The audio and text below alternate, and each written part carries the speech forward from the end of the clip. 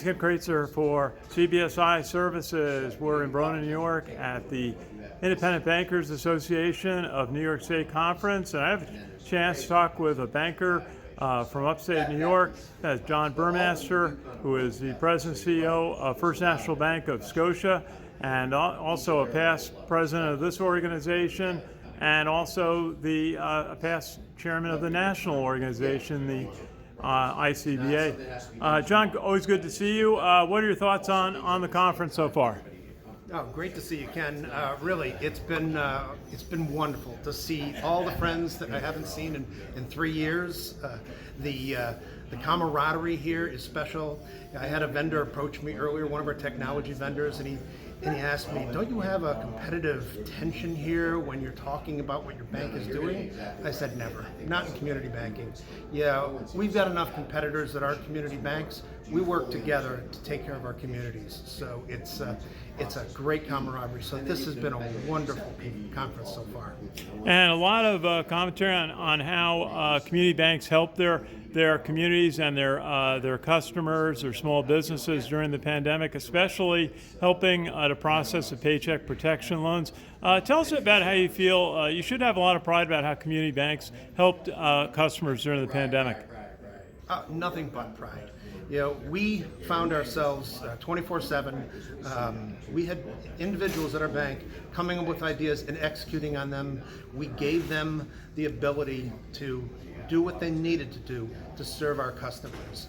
They implemented 3 new technologies within the first 2 weeks of the pandemic, which helped us write PPP loans. And we did PPP loans for whoever asked. We did not turn you away if you were a non-customer. We made sure that if your business needed the help, we were going to get it to you. And we were working with other community banks. If they couldn't handle a request, we'd handle it. We received quite a few requests from credit unions who could not handle the process. So community banks, it's what we do. When there's a crisis, we are the financial first responders.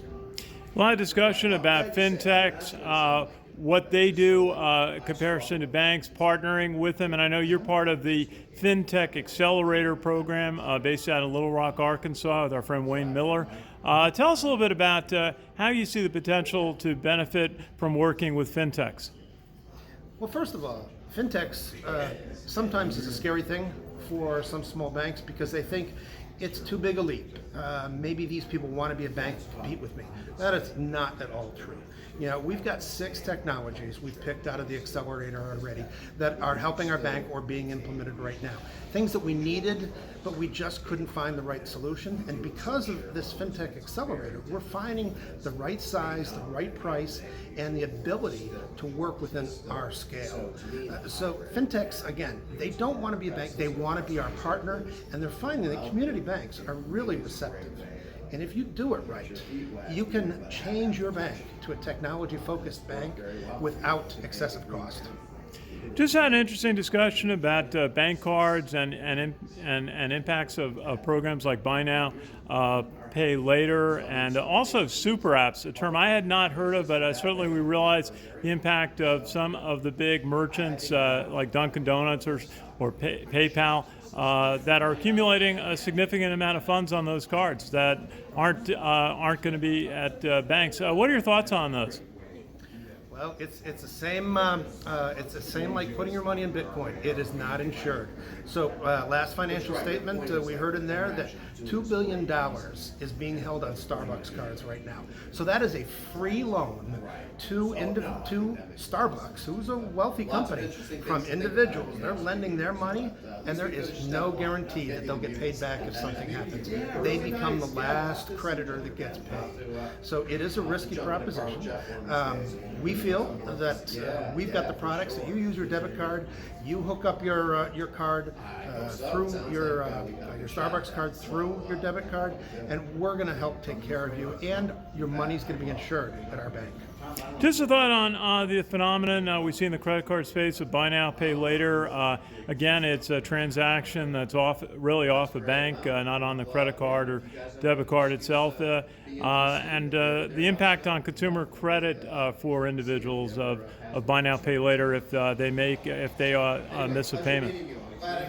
Well, I come from 4 generations of community bankers, and my great-grandfather would walk down the street, and if somebody needed $100, he'd say, "You got the loan, just come on in and get the money."